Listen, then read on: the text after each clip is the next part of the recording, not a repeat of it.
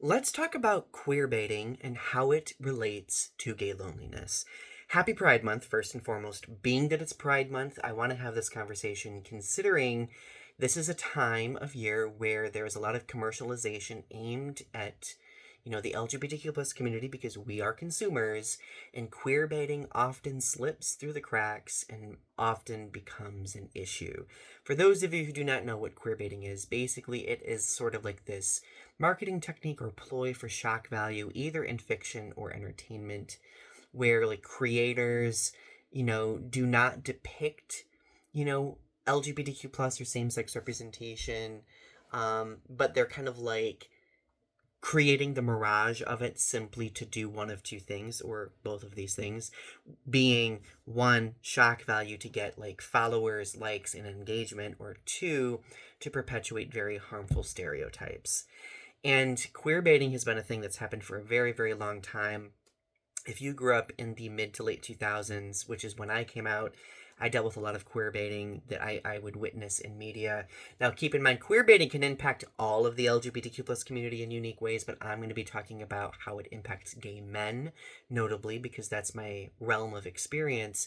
But I remember when I came out back in like 2007, like I gravitated to a lot of YouTubers in MySpace, celebrities, you could say, who would often engage in queer baiting where they might post photos or videos where, they and a friend, say like a guy and his friend might, hint at the fact that they might have a thing for each other and like really kind of lean into it for the sake of getting views and likes. And of course, us gays, we would just eat that stuff up because we're just like, yes, so like you guys are hot, like this is wow, this is great, like details, give us more.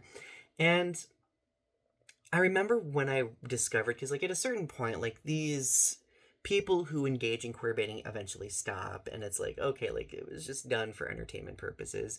I remember like getting to that point where realizing that that was just this facade, and it just made me feel like this very deep well of loneliness and isolation and depression because one, it was kind of done at our expense, and we were kind of made to believe that, we were actually looking at same sex representation.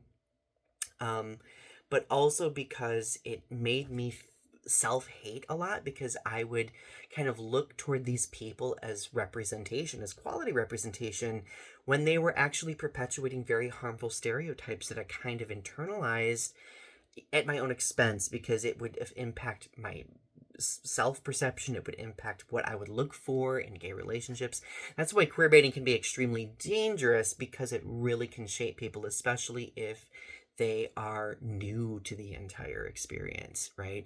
And honestly, like queer baiting manifests pretty often even today. Like you see it often on TikTok where there are, TikTokers who, kind of like lean into, you know, hinting at same-sex representation or using the allure of body image or eroticizing in order to kind of gain you know sort of engagement on social media.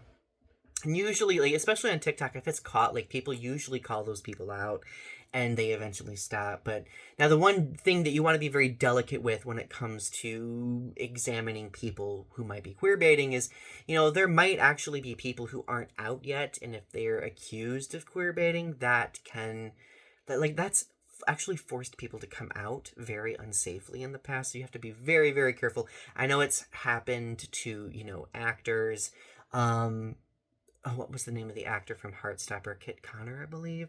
Like, I know, like, people were accusing him of queer baiting, and then he eventually came out because he was like, all right, people, like, which obviously was super duper unfair to him. And so, obviously, when it comes to talking about queer baiting, you have to be very careful. But there are people who weaponize it, and there are corporations and institutions that actually weaponize it as well, because we are a community who is in need of more representation.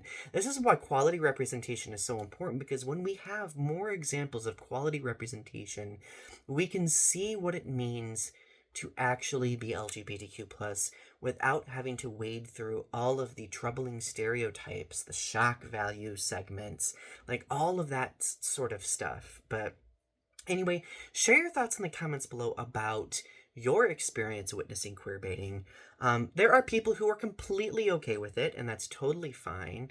I am not, mostly because of my unique experience with it and how it's impacted my mental health in the past. But I'm very much always eager to see people and hear people's perspectives. So don't forget to share your comment, click like for the algorithm. Thank you very much.